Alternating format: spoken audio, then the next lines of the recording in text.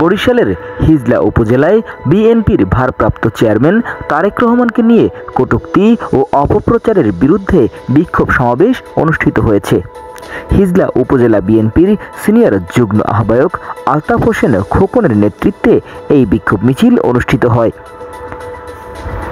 বিক্ষোভ মিছিলে উপস্থিত ছিলেন বরিশাল উত্তর জেলা বিএনপির সদস্য আফসার উদ্দিন হাওলাদার, আলী আহমদ হাওলাদার, হিজলা গৌরবদী ইউনিয়ন বিএনপির সিনিয়র যুগ্ম আহ্বায়ক সুলাইমান জমাদ্দার, উপজেলা মহিলা দলের সভাপতি নাসরিন খানম, উপজেলা যুবদল নেতা মোহাম্মদ কামাল সর্দার, মীর মাহফুজুর রহমান, উপজেলা স্বেচ্ছাসেবক দলের সদস্য সচিব দুলাল সর্দার সহ বিভিন্ন পর্যায়ের নেতৃবৃন্দ। বিক্ষোভ শেষে সংক্ষিপ্ত বক্তব্যে আলতাফ হোসেন খোকন বলেন, দেশের সুষ্ঠু পরিবেশ বিনষ্ট করতে কুচক্রী মহল উঠে পড়ে লেগেছে। গণ অভ্যুত্থান পরবর্তী নতুন বাংলাদেশে যে মুহূর্তে একটি অবাধ, সুষ্ঠু ও নিরপেক্ষ নির্বাচনের পরিবেশ সৃষ্টি হয়েছে, ঠিক সেই মুহূর্তে জামাতে ইসলামী ও ইসলামী আন্দোলন এনসিপি সহ বেশ কিছু রাজনৈতিক দল বিএনপির বিরুদ্ধে স্বার্থগত অপপ্রচারে লিপ্ত হচ্ছে।